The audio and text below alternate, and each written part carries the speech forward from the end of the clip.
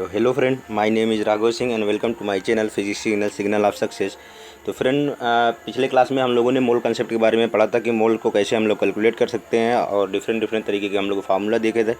ठीक है, फार्मूले के बारे में लिख देता हूँ कि मोल निकालने के लिए कौन कौन से फार्मूले हम लोगों ने देखे थे। तो एक फार्मूला हम लोगों ने देखा था कि एन इज इक्वल टू क्या होता है, small n is equal to होता है, small n is equal to होता है एन अपान में एन ए। एक फार्मूला ये हम लोगों ने देखा था। ये फार्मूला कब यूज़ करते हैं, जब हमको नंबर ऑफ़ मॉलिक्यूल्स पता हो। ठीक है, नंबर ऑफ़ मॉलिक्यूल्स या नंबर ऑफ़ एटम्स पता हो तो हम लोग इजीली क्या निकाल सकते हैं, एवोगाड्रो नंबर से 6.023 इंटू 10⁻23 से डिवाइड करके हम लोग इजीली क्या निकाल सकते हैं, मोल्स निकाल सकते हैं। एक हम लोगों ने मोल्स का फार्मूला देखा था W अपान में एम, दैट इज़ अगर हम लोग को गिवन वेट गिवन है, ठीक है, हमको मॉलिक्यूलर मास से अगर हम लोग डिवाइड करते हैं तो वहाँ से भी हम लोग मोल निकाल सकते हैं। एक फार्मूला हम लोगों ने देखा था कि अगर हम लोग को किसी गैस का अगर वॉल्यूम पता है तो इजीली हम लोग मोल्स निकाल सकते हैं, that is N is equal to V upon में 22.4 लीटर। दैट इज़ ये फार्मूला कब लगा सकते हैं, गैस के लिए लगा सकते हैं भाई, और STP पे। क्लियर। तो ये सारी चीज़ें इस पर हम लोगों ने क्वेश्चन भी किया था और हमने ये देखा था कि हम लोग इजीली मोल कैसे कैलकुलेट कर सकते हैं। ठीक है ना। तो यहाँ से एक चीज़ और हम लोग देखते हैं, मैंने बताया नहीं तो अभी डिस्कस कर लेते हैं इसको।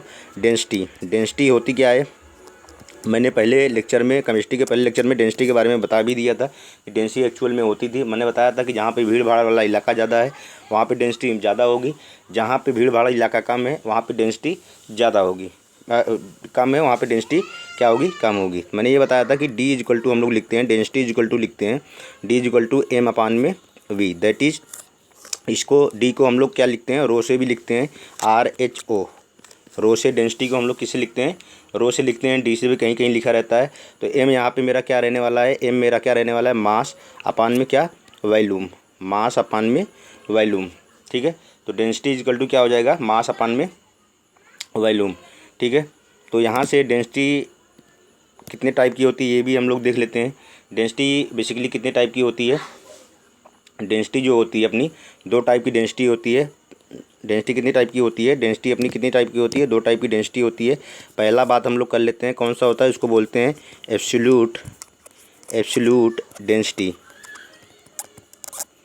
सेकंड कौन सा है अपना, सेकंड अपना है रिलेटिव डेंसिटी। कौन सा है, रिलेटिव डेंसिटी। रिलेटिव डेंसिटी इसको हम लोग एक और बोल देते हैं, इसको वेपर डेंसिटी भी बोल देते हैं, वेपर डेंसिटी भी बोल देते हैं। इसको हम लोग क्या बोल देते हैं, वेपर डेंसिटी बोल देते हैं। और वेपर डेंसिटी कब बोलेंगे, इसको भी हम लोग देखने वाले हैं। तो देख लेते हैं एब्सोल्यूट डेंसिटी क्या होता है। एब्सोल्यूट डेंसिटी क्या होता है, एब्सोल्यूट डेंसिटी अभी जो हम लोगों ने कैलकुलेट किया है, दैट इज़ एब्सोल्यूट डेंसिटी। अगर मैं बताऊं कि एब्सोल्यूट डेंसिटी होता क्या है तो इसको हम लोग इजीली देख लेते हैं कि एब्सोल्यूट डेंसिटी होता क्या है। अगर मैं एब्सोल्यूट डेंसिटी लिखूं, AD लिख रहा हूं मैं यहाँ पे, ताकि आप लोगों को समझ में आए कि भाई AD का मतलब है क्या, absolute density. That is mass of material, mass of material, mass of material upon में क्या, volume of material, volume of material. अब मास ऑफ मटेरियल जो है वो किस में रहेगा भाई ये पता रहना चाहिए, मास ऑफ मटेरियल किस में रहेगा, ग्राम में रहेगा, और वॉल्यूम किस में रहेगा, वॉल्यूम जो रहेगा सेंटीमीटर क्यूब में रहेगा। वॉल्यूम किस में रहेगा, सेंटीमीटर क्यूब में रहेगा। ठीक है ना। बात करें अगर, ये तो नॉर्मल फार्मूला है हम लोगों का क्या कैलकुलेट करने के लिए, ये नॉर्मल फार्मूला है हम लोगों का कैलकुलेट करने के लिए क्या, कि भाई हम लोग एब्सोल्यूट डेंसिटी कैसे निकालेंगे किसी भी मटेरियल का। तो आप देखोगे सेम चीज़ वही लिखी हुई है, that is D is equal to M upon V लिखा हुआ है। M किस में है, ग्राम में, और उसके बाद में M किस में है, M ग्राम में है, और बाकी जो वॉल्यूम है किस में रहना चाहिए, सेंटीमीटर क्यूब में रहना चाहिए। तो ये रही एब्सोल्यूट डेंसिटी। एब्सोल्यूट डेंसिटी में कोई अलग से चीज़ पढ़ने वाली चीज़ नहीं है। बात करते हैं अगली टर्म की, दैट इज़ कौन सा, रिलेटिव डेंसिटी। रिलेटिव डेंसिटी अपनी होती क्या है भाई, देख लेते हैं रिलेटिव डेंसिटी। तो रिलेटिव डेंसिटी हम लोग जब कैलकुलेट करेंगे, रिलेटिव डेंसिटी की जब हम लोग कैलकुलेट करेंगे तो इसको हम लोग गैस के लिए अलग करेंगे और सॉलिड और लिक्विड के लिए अलग करेंगे। ठीक है ना। तो सॉलिड और लिक्विड के केस में क्या हो जाता है, यहाँ पे बात करें for solid and liquid, solid और लिक्विड के लिए क्या हो जाता है भाई, जो रिलेटिव डेंसिटी है, तो दैट इज़ रिलेटिव डेंसिटी। यहाँ पे मैं लिख रहा हूँ आर डी मेरा जो हो जाता है वो क्या हो जाता है, density of substance, density of substance upon में डेंसिटी ऑफ सब्सटेंस अपान में डेंसिटी ऑफ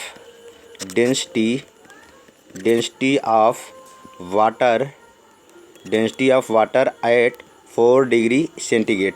तो 4 डिग्री सेंटीग्रेड पे वाटर की जो डेंसिटी होगी, 4 डिग्री सेंटीग्रेड पे वाटर की जो डेंसिटी होगी उसी को हम लोग नीचे लिखेंगे, दैट इज़ रिलेटिव डेंसिटी। मैंने बताया था कि भाई जब भी रिलेटिव टर्म आए तो एक दूसरे से क्या करते हैं, रिलेटिव टर्म जब भी आए तो एक दूसरे से क्या करते हैं, रिलेट करते हैं, दैट इज़ कंपैरिजन करते हैं।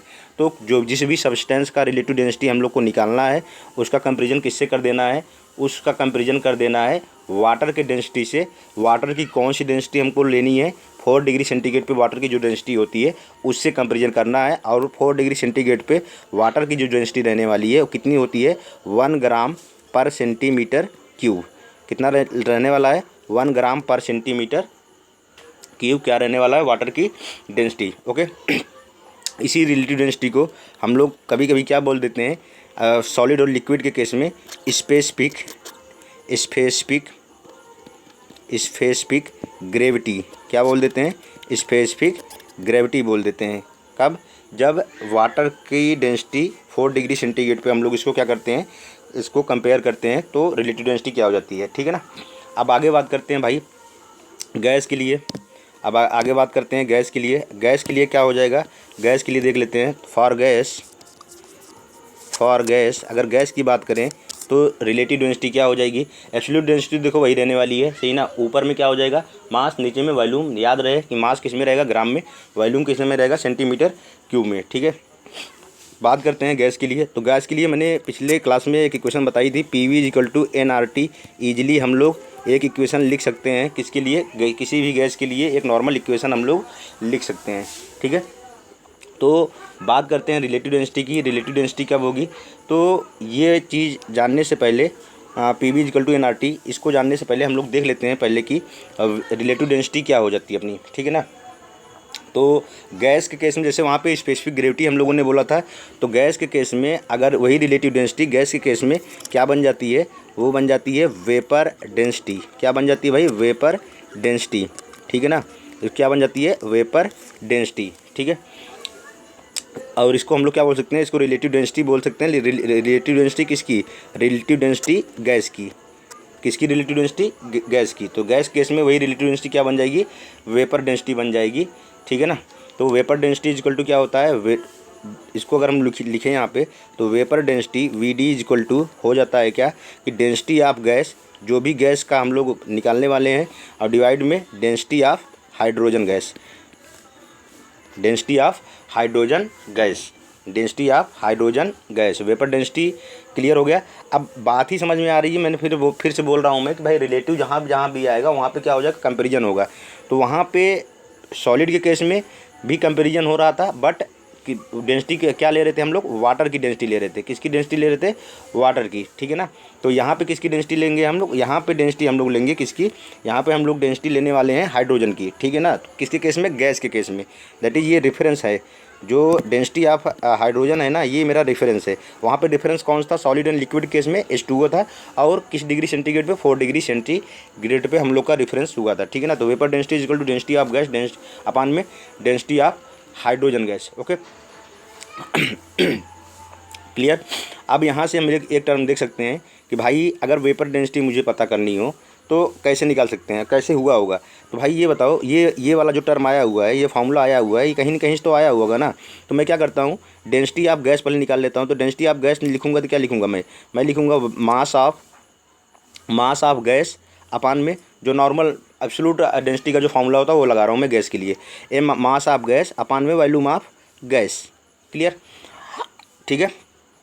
अब उसके बाद में यहाँ पे आगे हम लोग बात करेंगे। अब जब बात करेंगे हाइड्रोजन की बात करेंगे तो डेंसिटी ऑफ हाइड्रोजन जब लिखेंगे तो क्या लिखेंगे, mass of hydrogen, mass of H2 अपान में वॉल्यूम ऑफ H2 अपान में वॉल्यूम ऑफ H2। अब भाई यहाँ पे जो भी काम होता है वेपर डेंसिटी निकालने के लिए वॉल्यूम सेम लेके काम होता है। क्या सेम लेके काम होता है? वॉल्यूम सेम लेके काम होता है। दैट इज यहाँ से मैं लिख सकता हूँ, यहाँ से मैं लिख सकता हूँ कि वेपर डेंसिटी जो होगा, वेपर डेंसिटी जो हो गया वो कितना हो गया? डेंसिटी ऑफ गैस अपान में density of hydrogen. That is यहाँ से अगर मैं दोनों को डिवाइड करूँ तो मेरे पास में क्या निकल के आएगा कि मास ऑफ गैस अपान में mass of hydrogen, mass of hydrogen. ठीक है। अब यहाँ से हम लोग को क्या नया टर्म मिल गया? यहाँ से एक चीज़ मिल के निकल के आई हम लोगों के पास में। क्या निकल के आई देख लेते हैं। अब हम लोगों को ये समझ में आ गया कि भाई अगर हम लोग डेंसिटी निकालेंगे, वेपर डेंसिटी निकालेंगे, तो वेपर डेंसिटी जब भी निकालेंगे तो क्या लिखेंगे? डेंसिटी ऑफ गैस अपान में डेंसिटी ऑफ हाइड्रोजन। क्लियर। और यहाँ से हम लोगों ने एक चीज़ और निकाला कि भाई वेपर डेंसिटी को अगर हम लोग डिवाइड करेंगे सेम वॉल्यूम पर, दैट इज़ यहाँ पे at constant temperature and pressure, at constant temperature and pressure. जब प्रेशर को हम लोग प्रेशर और टेम्परेचर को कांस्टेंट ले लेंगे, यहाँ से तो हम लोग ये भी लिख सकते हैं कि वेपर डेंसिटी जो होगा, और वेपर डेंसिटी रिलेटिव डेंसिटी है, तभी तो ऊपर नीचे दिख रहे हो। वेपर डेंसिटी का कोई भी यूनिट नहीं होगा क्योंकि रिलेट ना किया गया है भाई। तो vapour density is equal to कितना हो जाएगा? Vapour density is equal to हो जाएगा हमारा, अभी निकाल के आए हैं हम यहाँ पे, ये जो डिवाइड किए थे दोनों को, तो यहाँ से हम लोग के पास में आ गया कि मास ऑफ गैस अपान में मास ऑफ हाइड्रोजन, और हाइड्रोजन का मास कितना होता है? 2। तो यहाँ से एक टर्म हम लोगों के पास में निकल के आ गई कि भाई वेपर डेंसिटी जो है क्या निकल के आएगी? मास ऑफ गैस, जिस गैस का वेपर डेंसिटी निकाल रहे हैं उसका मास, और डिवाइड में 2। तो ये फार्मूला याद रखना है कि vapour density is equal to क्या? That is molecular mass. अगर किसी गैस का मुझे मॉलिक्यूलर मास निकालना है तो मैं वहाँ से क्या लिखूँगा? 2 इंटू वेपर डेंसिटी। तो ये फार्मूला हम लोगों को अच्छे से पता होना चाहिए। ठीक है। तो ये रहा फार्मूला। और ये तो वेपर डेंसिटी क्या होता है हम लोगों ने समझ लिया। ठीक है ना। एब्सोल्यूट डेंसिटी क्या होता है इसके बारे में हम लोगों ने बात कर लिया। अब आगे एक इक्वेशन देखते हैं। जो मोल वाले में हम लोगों ने गैस के लिए एक इक्वेशन पढ़ा था, जो मैंने बताया था कि भाई इसको आइडियल गैस में हम लोग अच्छे से डिस्कस करेंगे। PV is equal to NRT, PV is equal to NRT। P क्या है? प्रेशर है। V क्या है? वॉल्यूम। N क्या है? Number of moles. R क्या है? कांस्टेंट। ठीक है। T क्या है? टेम्परेचर। ठीक है। अब इस n को, नंबर ऑफ मोल्स को मैं क्या लिख सकता हूँ? इस n को मैं लिख सकता हूँ W upon M, that is given weight upon में मॉलिक्यूलर मास। मोल्स में हम लोगों ने इसको पढ़ लिया है, तो मैं इसको लिखता हूँ। तो इसी क्वेश्चन को मैं क्या थोड़ा सा मॉडिफाई करता हूँ, थोड़ा सा मॉडिफाई मैं अगर करूँगा। और याद रहे ये वाली क्वेश्चन केवल गैस के लिए यूज होती है, बाकी और किसी के लिए यूज नहीं होती है। ठीक है। तो यहाँ से मैं क्या लिखूँगा? PV is equal to W upon में MRT। ठीक है। और हम लोगों ने अभी भी पढ़ के पढ़ा है कि भाई D इज इक्वल टू क्या होता है? D इज इक्वल टू होता है M अपान में V, M अपान में V। M मतलब मास, गिवन मास, ये मास है। ठीक है। ये यहाँ पे मोलर मास है, ये दूसरी चीज़ है, ये गिवन वेट है, याद रखना ये। ठीक है। तो यहाँ से मैं क्या लिख सकता हूँ? यहाँ से मैं लिख सकता हूँ कि भाई P, इस M को इधर ले लेता हूँ, PM is equal to W upon V is equal RT। अब बताओ यहाँ पे ये W अपान V है, ये गिवन वेट ही तो है, मास तो है। तो W अपान V जहाँ पे है इसको मैं D लिख सकता हूँ, PM is equal to D मेरा डेंसिटी है, या रो लिखो, बात एक ही है। तो यहाँ से मेरे पास में D निकल के आएगा, that is density is equal to क्या लिख सकता हूँ मैं?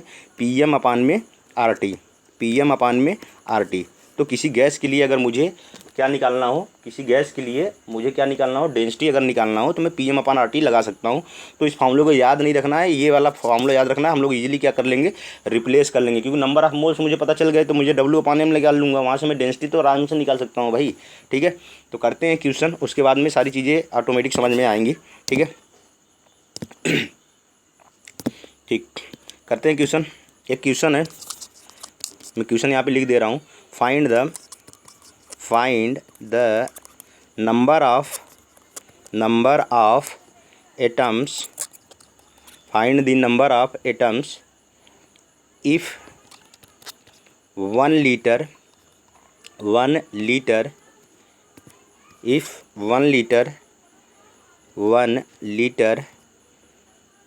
वाटर,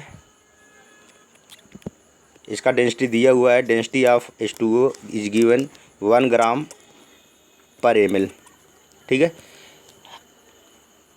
तो find the number of atoms if 1 litre water, एक लीटर वाटर की मुझे क्या पता करनी है, 1 लीटर वाटर की मुझे क्या पता करना है भाई कि नंबर ऑफ़ एटम्स कितने होंगे।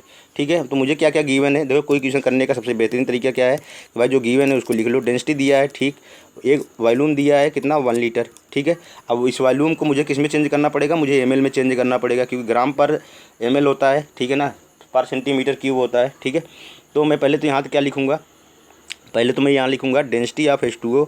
डेंसिटी ऑफ H2O में क्या लिखूँगा कि mass of H2O, mass of H2O divide में क्या लिखूँगा, वॉल्यूम ऑफ H2O। ठीक, अब मास ऑफ H2O किस में होना चाहिए, ग्राम में होना चाहिए। तो कितना मास है इसका मुझे कोई पता नहीं है, तो मुझे मास ही तो निकालना है भाई। तो मास निकालूंगा मैं, तो मैं यहाँ पे लिखूँगा मास ऑफ H2O, मुझे नहीं पता है, मुझे ये निकाल लूँगा मैं। वॉल्यूम गिवन है 1 लीटर, तो ये 1 लीटर किस में चेंज करूँगा मैं, ml में चेंज करूँगा। तो 1 लीटर में कितने ml होते हैं, दैट इज़ 1000 ml। ठीक है, 1000 मिलीलीटर होते हैं। आगे इक्वल टू डेंसिटी कितना दे रखा है भाई, 1 दे रखा है, तो 1 ग्राम पर ml दिया भी है, ग्राम ऊपर रहेगा, ml नीचे रहेगा। ठीक है, अब यहाँ से मुझे क्या समझ में आ गया, यहाँ से मैं मास निकाल सकता हूँ। मास ऑफ H2O क्या निकल के आएगा, that is mass of H2O मेरे पास निकल के आएगा कितना, 1000 ग्राम। 1000 ग्राम मेरे पास में क्या निकल के आ गया, मास। अब मुझे मास पता चल गया, नंबर ऑफ एटम्स पता करना मेरे लिए ईजी है। नंबर ऑफ एटम मुझे मेरे लिए पता करना ईजी है। ठीक है, तो पहले तो मैं क्या पता कर लूँगा, अब नंबर ऑफ एटम मुझे पता करना है, तो पहले तो मुझे मोल्स पता करने होंगे। तो मैं मोल्स पता करता हूँ कौन से फार्मूले से, क्योंकि मेरे पास में मास पता है, मुझे मास पता है, और मैं मॉलिक्यूलर मास से डिवाइड कर दूंगा, मुझे मोल पता चल जाएगा। तो मैं n निकाल लेता हूँ, कौन सा, n इज इक्वल टू कितना, W अपान में m, और W की वैल्यू कितनी है 1000, W की वैल्यू कितनी है 1000। अब मॉलिक्यूलर मास H2O का कितना होता है, H2O का मॉलिक्यूलर मास आराम से पता चल जाएगा। तो एक हाइड्रोजन का 1 होता है, तो 2 तो हाइड्रोजन को हो जाएंगे, और 16 कितना ऑक्सीजन का, दैट इज़ 18। ठीक है, अब इसको मैं 18 से डिवाइड करूँगा, तो ये मेरे पास में निकल कर आएगा 5.5 इतने मोल। ठीक है, अब इतने मोल मेरे पे आ गए, अब इतने मोल मेरे पे निकल के आ गए। अब मुझे क्या पता करना है, नंबर ऑफ़ एटम्स पता करने थे। ठीक है ना, क्या पता करना था भाई, नंबर ऑफ़ एटम्स पता करना था। 2 तरीके हैं तुम्हारे पास में कि 1 मोल में कितने n एटम, तो इतने मोल में इतने से मल्टीप्लाई मैं कर दूंगा। ठीक है, तो अब मैं यहाँ से क्या करूँगा, मैं पहले तो H2O के क्या निकालूंगा, H2O में कितने सारे पार्टिकल हैं ये निकालूंगा मैं। तो मुझे पता है H2O के कितने मोल आए हैं, H2O के जो मोल आए हैं 55.5 मोल आए हैं। तो मैं यहाँ से n निकाल लूँगा, किसका, H2O का, n अपान में n, दैट इज़ 6.6, या तो n ही लिख लो ऐसे। ठीक है, मल्टीप्लाई कर लेना इसको, कितने, ये भी तो मोल के इक्वल होता है, तो मैं क्या लिखूँगा यहाँ पे 5.5 इतने मोल। ठीक है, तो n की वैल्यू यहाँ पे निकल के आ जाएगी कितनी, n की वैल्यू निकल के आ जाएगी 5.5 Na।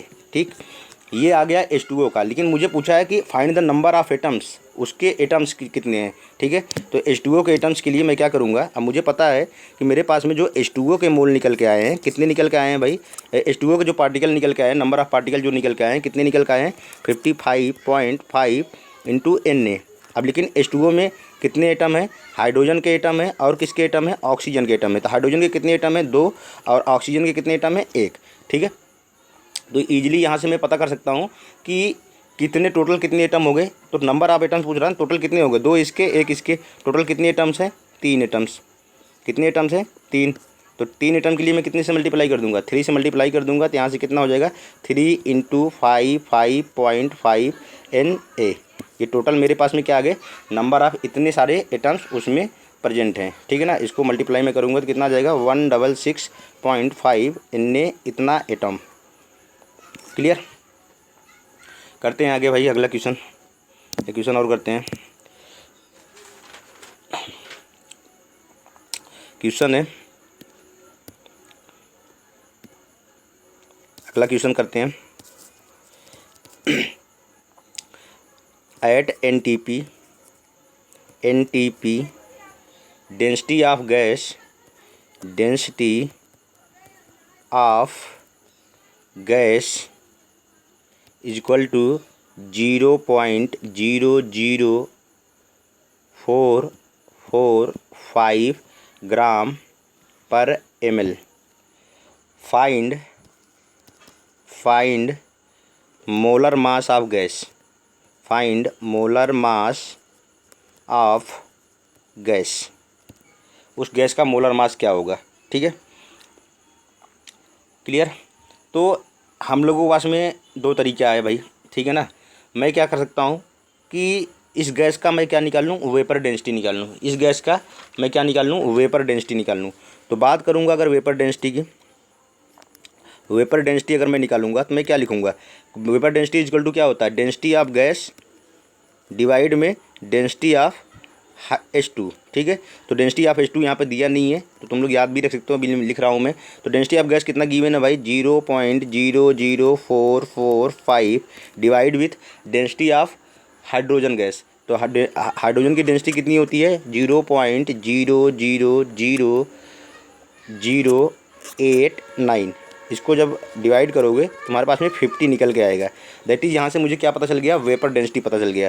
तो ये डाटा तुम लोग याद भी रख सकते हो भाई, ये वाला डाटा तुम लोग क्या कर सकते हो, इसको इजीली याद कर सकते हो कि डेंसिटी ऑफ गैस इतना होता है, गिवन भी रहेगा, ठीक है ना। इक्वेशन में क्या रहेगा, ये गिवन रहेगा।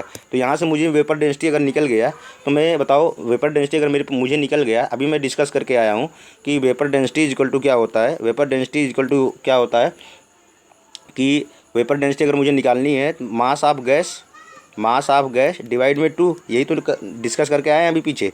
तो mass of gas that is molar mass of gas. तो मोलर मास गैस कितना क्या हो जाएगा, molar mass of gas is equal to 2 into vapour density. Vapour density कितनी निकल का है, 50। That is vapour molecular mass कितना हो जाएगा, 100। मोलकुलर मास कितना हो जाएगा भाई, 100 हो जाएगा। मोलर मास गैस का कितना, 100, ठीक है ना। अब बात करता हूँ एनटीपी। यहाँ पे थोड़ा सा अटपटा सा लग रहा होगा, तो एनटीपी क्या है, इसको बोलते हैं नॉर्मल टेम्परेचर प्रेशर।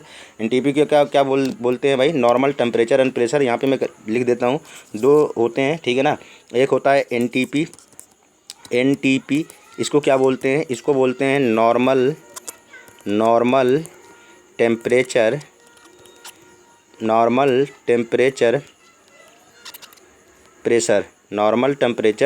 प्रेशर, ठीक है। अब इस पर क्या होता है, इस पर टेम्परेचर जो रहता है कितना रहता है भाई, 293.15 केल्विन रहता है। और प्रेशर जो रहता है वो कितना रहता है, 1 ATM।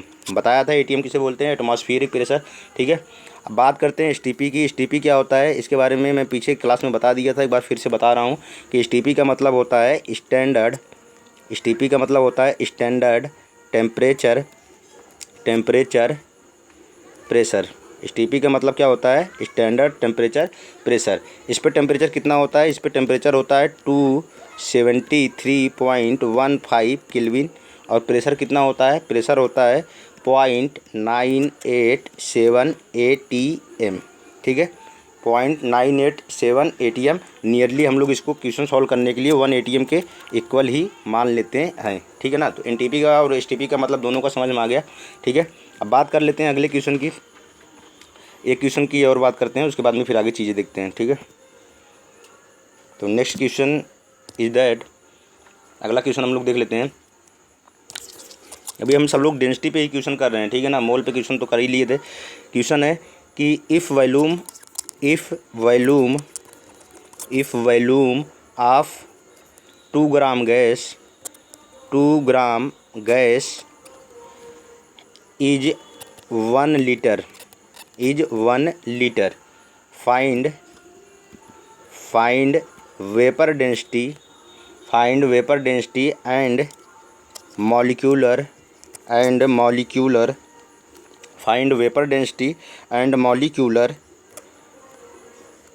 मास ऑफ गैस, ठीक है। करते हैं इस क्वेश्चन को। तो भाई मुझे क्या गिवन है, जो गिवन है पहले उस पर नोटिस किया करो। तो 2 ग्राम गैस का वेट गिवन है और उसका वॉल्यूम गिवन है। मुझे क्या पूछ रहा है, वेपर डेंसिटी पूछ रहा है और मॉलिक्यूलर मास पूछ रहा है, ठीक है। तो मुझे पता है कि डेंसिटी ऑफ गैस क्या होता है। डेंसिटी ऑफ गैस की बात करें तो क्या होता है भाई, density of gas is equal to mass upon में वॉल्यूम, ठीक है। तो मास कितना है, 2 ग्राम है, अपान में वॉल्यूम कितना है भाई, 1 लीटर। 1 लीटर का मतलब 1000 ml, ठीक है। उसको ml में चेंज करना पड़ेगा, ठीक है। तो 1000 इक्वल टू कितना निकल के आ गया, ये आ गया 0.002 ग्राम पर ml। ये मैंने क्या निकाल लिया, उस गैस की डेंसिटी, ठीक है। तो वेपर डेंसिटी निकालनी है, तो वेपर डेंसिटी निकालने के लिए मैं क्या करूँगा, वाटर के डेंसिटी से हाइड्रोजन की डेंसिटी से क्या करूँगा, कंपेरिजन करूँगा। That is density of gas divide with density of H2, ठीक है। तो डेंसिटी ऑफ गैस क्या अभी निकाल के आए हो, 0.002 इतना, और वाटर का H2 का कितना होता है बताया था अभी पिछले क्वेश्चन में 0.00089। क्लियर। तो इसको लिखोगे जब तो ये आ जाएगा 22.4। क्या आ जाएगा 22.4, इसका क्या आ जाएगा वेपर डेंसिटी। और वेपर डेंसिटी एक बार ही पता चल गया तो मॉलिक्यूलर वेट निकालना आसान है। तो मॉलिक्यूलर वेट क्या होता है 2 इंटू वेपर डेंसिटी। तो कितना हो जाएगा 2 into vapour density 22.4 that is कितना आ जाएगा ये 44.8। ये मेरे पास में क्या निकल के आ गया इसका molecular weight. Clear. I think समझ में आ गया होगा। ठीक है, एक क्वेश्चन और कर लेते हैं उसके बाद में फिर आगे देखते हैं हम लोग। ठीक है, एक क्वेश्चन और देख लेते हैं बस। ठीक, अगला क्वेश्चन है the specific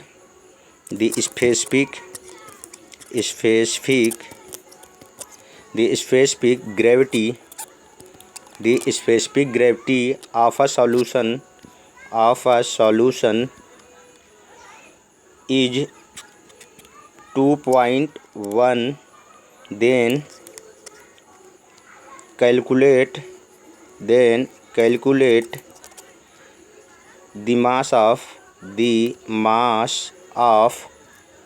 then calculate the mass of 180 ml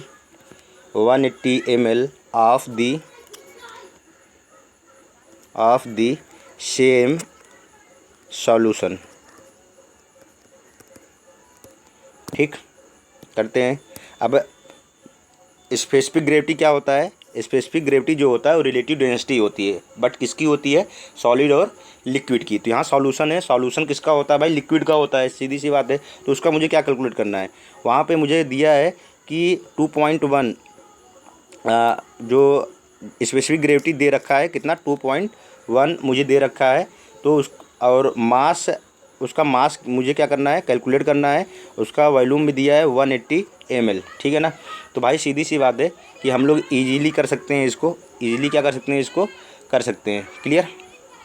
तो डेंसिटी पे मेरे पे दिया है, तो डेंसिटी कितना है भाई, डेंसिटी जो दे रखा है वो क्या दे रखा है, डेंसिटी इज इक्वल टू दे रखा है डी इज इक्वल टू 2.1।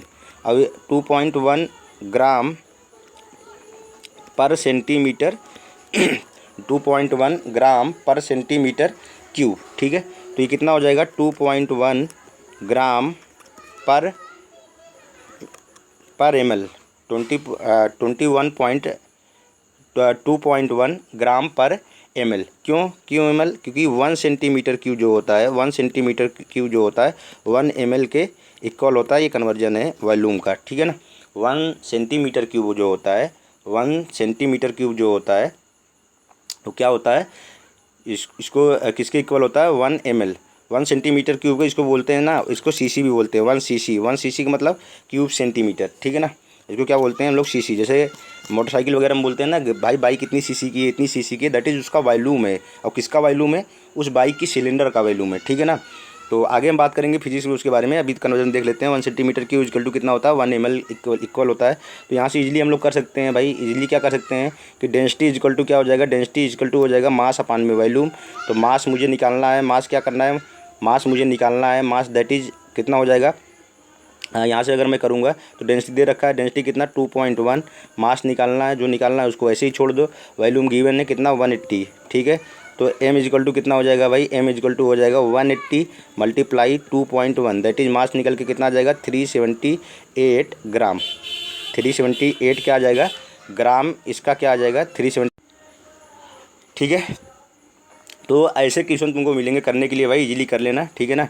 अब आगे चलते हैं, अगले टर्म पे हम लोग बात करते हैं परसेंटेज कंपोजिशन की। ठीक है, बात करते हैं किसकी, परसेंटेज कंपोजिशन की। अब परसेंटेज कंपोजिशन होता क्या है इसको समझ लेते हैं।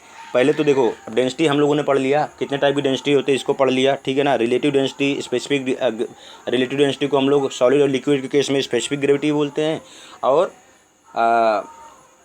लिक्विड गैस के केस में हम इसको क्या बोलते हैं वेपर डेंसिटी बोलते हैं। ठीक है ना। अब अगर कोई गैस मेरे पे गिवन है, ठीक है, या कोई भी मॉलिक्यूल गिवन है या कोई कंपाउंड गिवन है, कुछ भी गिवन है, तो भाई उसका परसेंटेज कंपोजिशन कैसे निकालेंगे कि कौन कौन से कितने कितने परसेंटेज हैं, इसी को हम लोग क्या बोलते हैं, percentage composition. Here we are going to find out percentage of each element in a compound by knowing the molecular formula of the compound. That is, अगर मेरे पास में किसी कंपाउंड का मॉलिक्यूलर फार्मूला पता है, अगर किसी ने पूछ लिया भाई इनका परसेंटेज कंपोजिशन बताओ, तो कैसे उसको क्या करोगे, कैसे उसको बताओगे, कैसे उसको क्या करोगे, बताओगे। ठीक है, तो करते हैं भाई इसको हम लोग। ठीक है, तो परसेंटेज कंपोजिशन हम लोग देखते हैं। अब जैसे मेरे पे क्या है कि मैं बात करता हूँ, 1 मिनट। ठीक, आप परसेंटेज कंपोजिशन पहले निकालते हैं। ठीक है, कोई एक एग्जांपल ले लेते हैं, तो उससे जिससे हम लोग को ईजिली क्या हो जाएगा, परसेंटेज कंपोजिशन समझ में आ जाए। ठीक है, जैसे पहले तो मैं ये समझा देता हूँ परसेंटेज कंपोजिशन कैसे निकालते हैं। जैसे मेरे पे कोई लिखा है H2SO4 लिखा है। ठीक है, H2SO4 लिखा है। ठीक है, अब मेरे से ये पूछ लिया कि भाई ये बताओ कि हाइड्रोजन एलिमेंट जो है कितना परसेंट है, सल्फ़र जो है ये कितना परसेंट है, या फिर ऑक्सीजन जो है ये कितना परसेंट है। ठीक है, इसी को बोलते हैं परसेंटेज कंपोजिशन। दैट इज़, कोई भी कंपाउंड अगर गिवन है, ठीक है, उसका हम लोग क्या निकालेंगे कि भाई कितना उस कंपाउंड में वो कितना परसेंटेज है, परसेंटेज मतलब उसका मास का परसेंटेज कितना है, तो इसको हम लोग कैलकुलेट करेंगे। क्लियर, एक क्वेश्चन देखते हैं तो आगे समझ में आ जाए, इस वाली चीज़ को अभी देखते हैं। ठीक है ना, अब यहाँ पे लिखा है every molecule of ammonia always has a formula NH3 irrespective of method of preparation source. 1 mole of ammonia always contain 1 mole of nitrogen and 3 mole of H। In other word 17 gram of NH3 always contains 14 ग्राम इतना। Now find out the percentage of each element in the compound.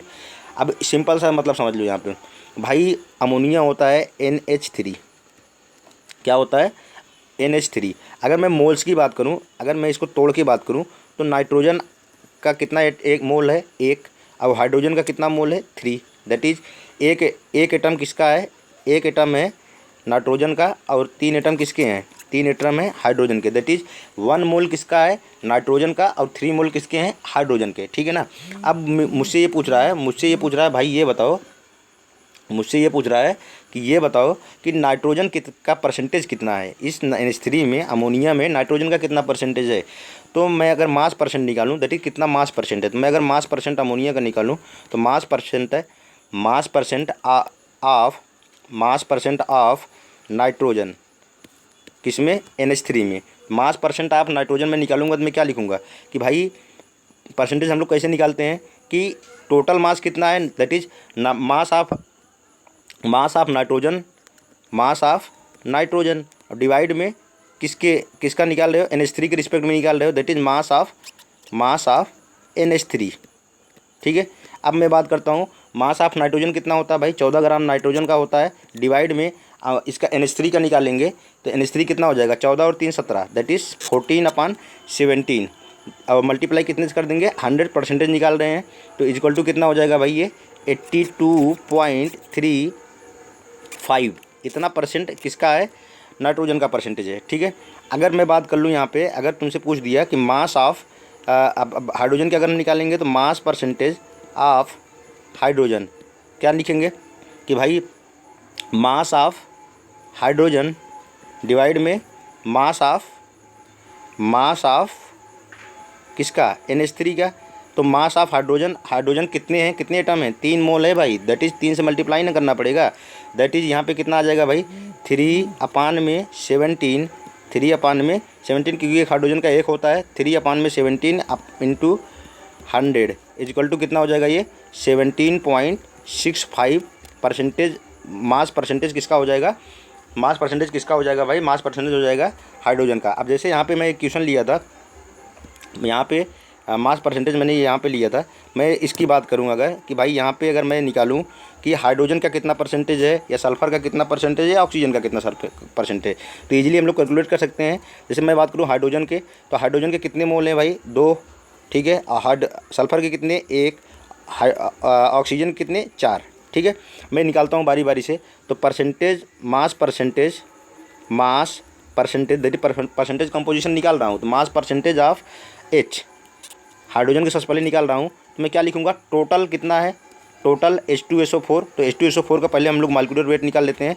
तो 2 तो इसका हो गया, 2 plus sulphur का कितना होता है 32, और प्लस एक ऑक्सीजन का कितना होता है 16, एक ऑक्सीजन का कितना होता है 16, और 16 का 4 में मल्टीप्लाई करोगे तो कितना हो जाएगा 64। दैट इज़ कितना हो जाएगा ये 4 2 6 और 6 2 8, दैट इज़ 8, और यहाँ पे 6 3 9 9 98, कितना आ गया ये 98 आ गया टोटल। तो टोटल परसेंटेज तो ऐसे ही निकालते हैं भाई ना, भाई टोटल ऐसे ही निकालते हैं कि टोटल कितना नीचे है डिवाइड ऊपर में जितना जिसका निकाल रहे हो, किसका हाइड्रोजन का एक का कितना होता है 1, लेकिन 2 मोल हैं तो 2/92, और मल्टीप्लाई कितने से कर देंगे, मल्टीप्लाई 100 कर देंगे। तो जो भी आएगा ये किसका परसेंटेज हो जाएगा, हाइड्रोजन का परसेंटेज हो जाएगा।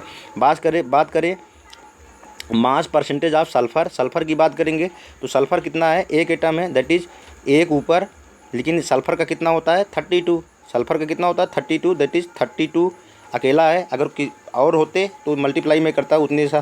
तो 1 मोल है 32 × 100 परसेंटेज निकालने के लिए डिवाइड बाई टोटल।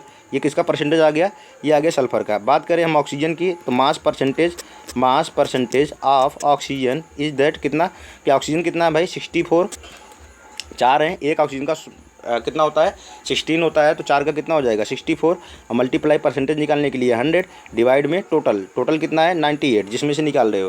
तो ईजी होता है परसेंटेज कंपोजिशन निकालना, ईजिली हम लोग क्या कर सकते हैं, इसको कैलकुलेट कर सकते हैं। तो यहाँ सिंपल सा एक फार्मूला लिखा है, फार्मूले का हमको लगता है ज़रूरत तो नहीं पड़ेगी भाई, क्योंकि mass percentage of an element equal to number of atoms, कितने एटम्स उसके हैं, मल्टीप्लाई में उसका एटॉमिक मास अपान में मॉलिक्यूलर मास इंटू 100। तो मॉलिक्यूलर मास जैसे मैंने यहाँ पे लिया था H2SO4, तो यही तो किया था भाई। जैसे मैं हाइड्रोजन का निकाल रहा था, तो हाइड्रोजन कितने एटम है 2 एटम, मल्टीप्लाई हाइड्रोजन का एटॉमिक मास 2 अपान में मॉलिक्यूलर मास इस पूरे H2SO4 का मॉलिक्यूलर मास इंटू 100। तो क्या मतलब है इस फॉर्मूले को याद रखना, मैं तो लिख दिया हूँ ऐसे, ठीक है ना। बाकी सिंपल सा है कि टोटल जो भी कंपाउंड दिया है उसका टोटल जितना भी मॉलिक्यूलर मास होगा उसको नीचे रखेंगे, जिसका निकाल रहे हैं, ठीक है। देखना है कि कितने मोल्स हैं, कितने एटम्स हैं, उतने एटम्स का एक का मल्टीप्लाई करके और इंटू 100 करके हम लोग क्या निकाल सकते हैं, मास परसेंटेज किसी भी एलिमेंट का निकाल सकते हैं easily. That is percentage composition. I think समझ में आ गया होगा कैसे कैलकुलेट हम लोग को करना है।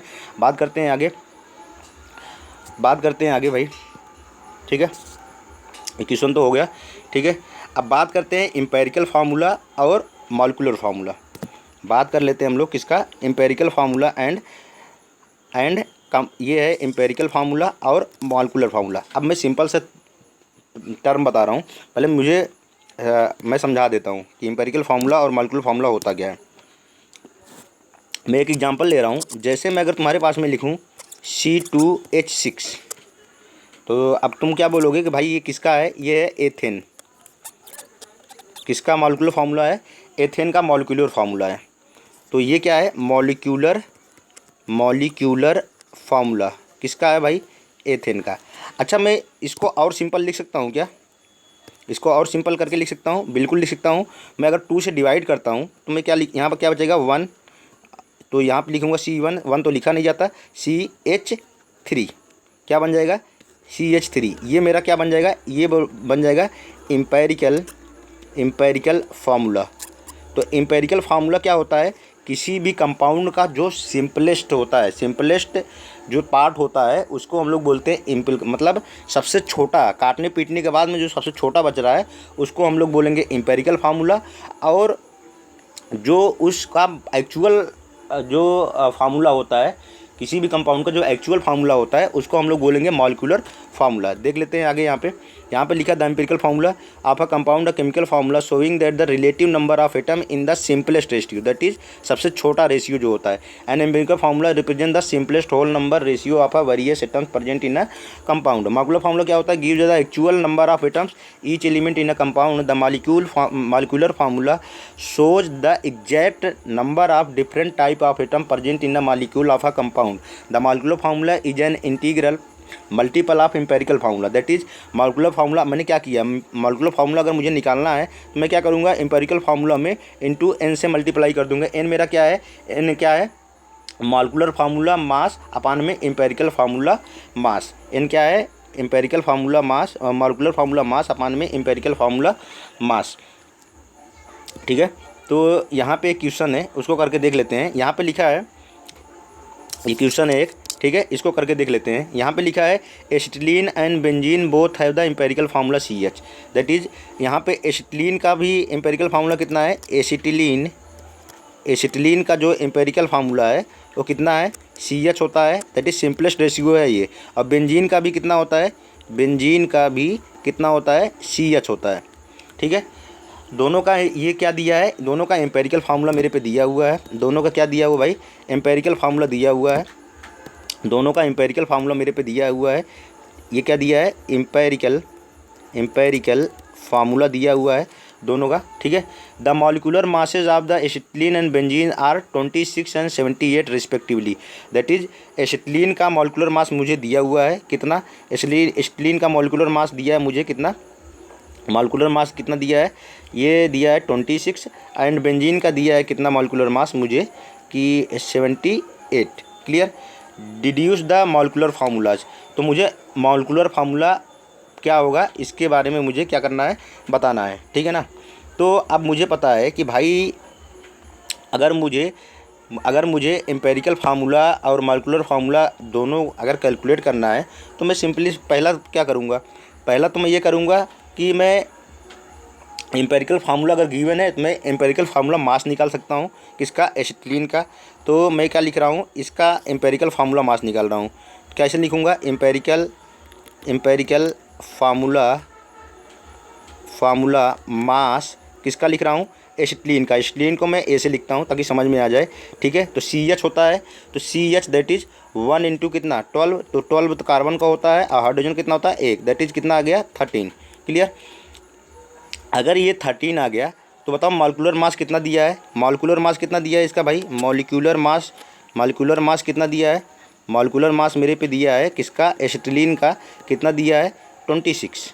ठीक है, अब मैं यहाँ से क्या निकाल सकता हूँ, मैं एन निकाल सकता हूँ। एन कैसे निकालूंगा, ये मैं भी अभी पढ़ के आए हैं कि एन कैसे निकालते हैं भाई। एन जो निकालते हैं वो क्या निकालते हैं, मॉलिक्यूलर मास डिवाइड में एम्पेरिकल फार्मूला मास, ई एम्पेरिकल फार्मूला मास, यही तो पढ़ के आए हैं अभी। ये यहाँ पे ये एन इक्वल टू कैसे निकालते हैं, मॉलिक्यूलर फार्मूला मास डिवाइड में एम्पेरिकल फार्मूला मास। क्लियर, तो यहाँ से मैं मॉलिक्यूलर फार्मूला कितना है 26 अपान में एम्पेरिकल फार्मूला भी निकाल दिया मैंने कितना 13, दैट इज़ कितना हो जाएगा ये 2। तो एन की वैल्यू कितनी आ गई 2।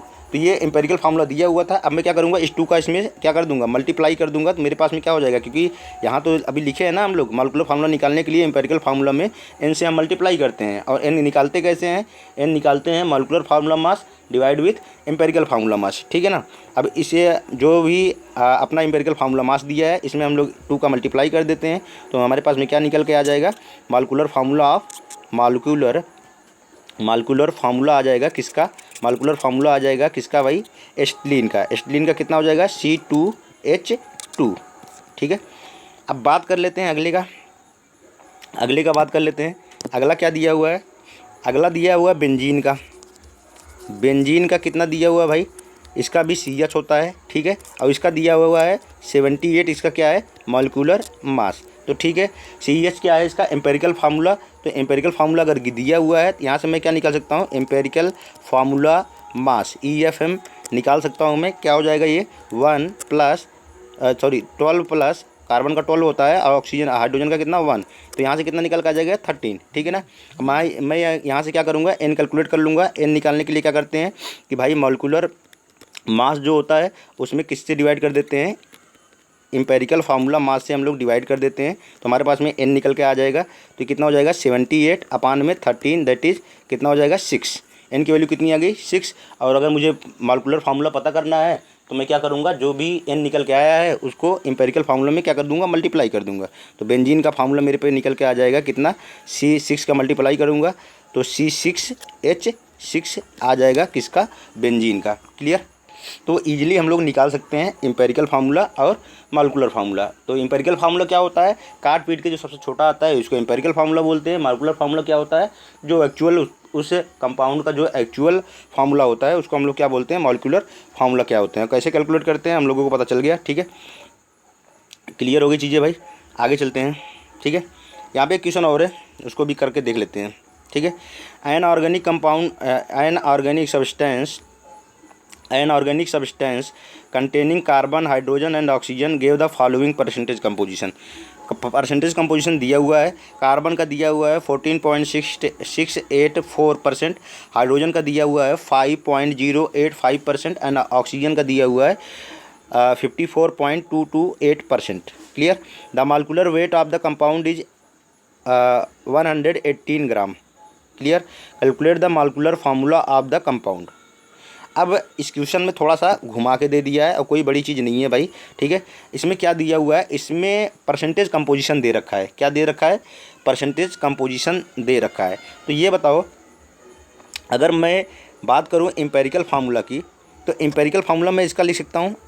मैं अगर इसका एम्पेरिकल फार्मूला लिखूँगा, एम्पेरिकल फार्मूला लिखूँगा, जो भी कंपाउंड अपना दिया हुआ है, इसका मैं क्या लिख सकता हूँ, इसको मैं लिख सकता हूँ कि भाई कि कितना होगा। तो मैं इसके क्या कर सकता हूँ, मैं इसका पहले तो सिंपलेस्ट रेशियो निकालूंगा कि सिंपलेस्ट एटॉमिक नंबर का रेशियो कितना होगा, ठीक है ना। तो मैं एक टेबल बना रहा हूँ पहले, या ताकि समझ में आ जाए। मैं एक टेबल बना रहा हूँ ताकि समझ में आ जाए। मैं यहाँ पे एलिमेंट लिख रहा हूँ, ठीक है। मैं एलिमेंट लिख रहा हूँ यहाँ पे, ठीक। यहाँ पे लिख रहा हूँ एलिमेंट, यहाँ पे लिख रहा हूँ उसका सिंबल, यहाँ पे लिख रहा हूँ सिंबल, और यहाँ पे लिख रहा हूँ उसका परसेंटेज कितना परसेंट है, ठीक है। और यहाँ पे लिख रहा हूँ एटॉमिक मास, उस एलिमेंट का एटॉमिक मास, ठीक है। और यहाँ पे लिख रहा हूँ मैं यहाँ पे लिख रहा हूँ relative number of atoms, relative number of atoms. यहाँ पे लिख रहा हूँ सिंपल एटॉमिक रेशियो, और यहाँ पे लिख रहा हूँ सिंपल होल नंबर, यहाँ पे लिख रहा हूँ simple whole number atomic ratio, ठीक है। अब कुछ नहीं करना है, बस सिंपल से समझ लेना है। कौन कौन सा था, कार्बन था मेरे पे, ठीक है। सिंबल उम्बल की बात छोड़ ही देते हैं यार, कोई मतलब है नहीं, ठीक है। कार्बन था मेरे पे, और कौन सा था, हाइड्रोजन था और ऑक्सीजन था। अब ये बताओ कार्बन कितना परसेंटेज था, दैट इज़ 14.684%। हाइड्रोजन कितना था, 5.085%, ठीक। ऑक्सीजन मेरे पे कितना था, 54.228%, ठीक है। अब अगर मैं एटॉमिक वेट की बात करूं कार्बन की, कितना होता है ये कार्बन का 12, हाइड्रोजन का कितना होता है 1, और ऑक्सीजन कितना होता है 16। ये बताओ कि अगर मैं रिलेटिव नंबर ऑफ एटम्स अगर मैं पता करूंगा, तो ये बताओ ये एटॉमिक वेट किसका है, ये एटॉमिक वेट है, एटॉमिक मास है एक कार्बन का, ठीक है। तो कार्बन का कितना परसेंट है, 14.684% है। अगर मैं 12 से डिवाइड कर दूंगा तो मुझे मेरे पास में क्या आ जाएगा, मेरे पास में ये आ जाएगा कि relative number of atoms carbon के कितने हैं। दैट इज़ मैं क्या करूँगा, मैं परसेंटेज में किसका डिवाइड करूँगा कि एटॉमिक मास उस एलिमेंट का। दैट इज़ मैं अगर यहाँ पे 14.684 अपान में 12 कर दूंगा तो मुझे ये पता चल जाएगा कि रिलेटिव नंबर ऑफ एटम्स कितने हैं कार्बन के।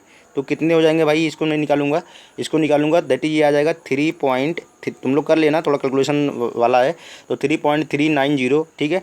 ऐसे ही ऑक्सीजन का निकालूंगा तो उसका परसेंटेज कितना है, हाइड्रोजन का 5.085 डिवाइड में उसका एटॉमिक वेट एक ऑक्सीजन का एक हाइड्रोजन का कितना हो जाएगा, ये 5.085, ठीक है।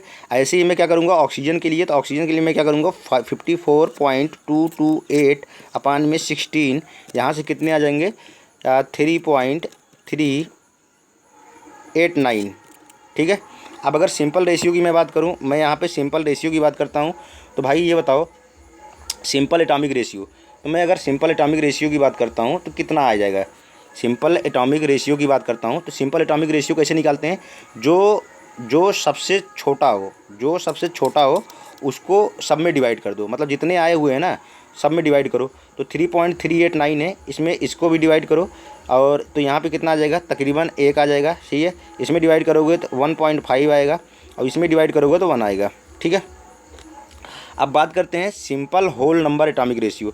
अब simple whole number atomic ratio कैसे निकालेंगे भाई, अगर simple whole number atomic ratio मुझे निकालना है तो मैं कैसे निकालूंगा, तो मैं यहाँ पे देखो, यहाँ पे 1 है, ठीक है। तो 1 का क्या करना है, दोगुना करना है। तो यहाँ पे कितना हो जाएगा 2, इसका कितना हो जाएगा 3, इसका कितना हो जाएगा, इसका कितना हो जाएगा 2। ठीक है, तो 2 2 3 2। तो मेरे पास में एम्पेरिकल फार्मूला अब निकल के आ सकता है।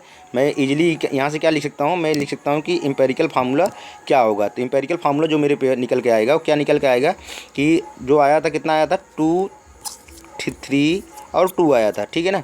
अब इसको मैं लिखूँगा कार्बन में 2 दैट इज़ C2 और यहाँ पे C2H3O2।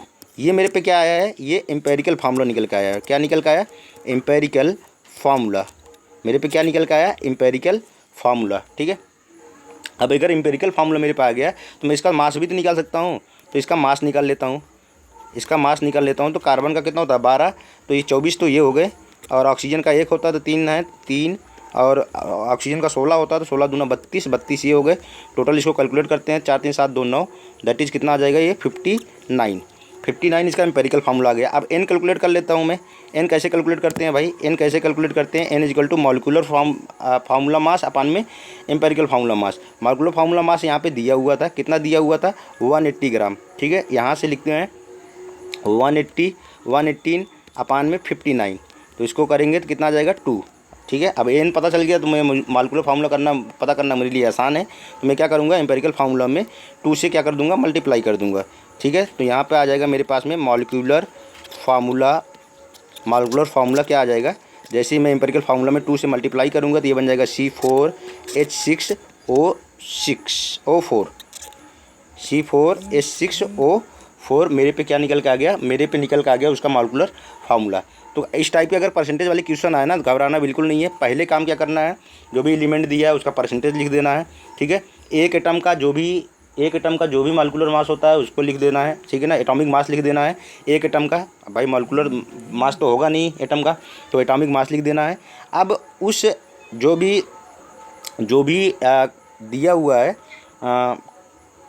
एटम का, उसका मुझे क्या निकाल देना है, रिलेटिव एटॉमिक नंबर। ठीक है ना, तो रिलेटिव नंबर ऑफ एटम्स निकाल देना है। तो रिलेटिव नंबर ऑफ एटम निकालने के लिए मुझे क्या करना पड़ेगा, परसेंटेज में मुझे डिवाइड करना पड़ेगा किसका, एटॉमिक मास का। तो यहाँ पे आ जाएगा, जो सबसे छोटा रहेगा सब में डिवाइड कर देना है। ठीक है ना, तो रिलेटिव मुझे निकालने के लिए मुझे क्या करना पड़ेगा, 2 में सब में मल्टीप्लाई कर देना है, तो 2 हो जाएगा। अब मैं 2 में क्यों मल्टीप्लाई कर रहा हूँ, क्योंकि मुझे पता है कि ये 1.5 को मुझे होल नंबर बनाने के लिए कितने से मल्टीप्लाई करना पड़ेगा भाई, 2 से मल्टीप्लाई, मिनिमम 2 से मल्टीप्लाई करना ही पड़ेगा।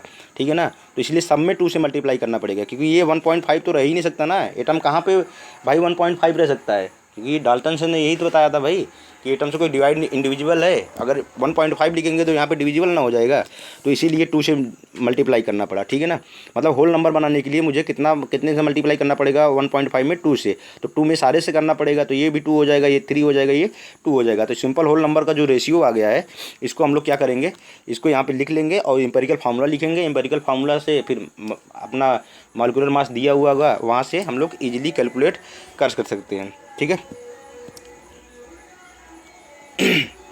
ठीक है, ये क्वेश्चन है, तुम लोग इसको करना। ठीक है, in a compound carbon is 52.2%, hydrogen is 13%, oxygen is 34.8% are present and molecular mass of one of the compound is 92।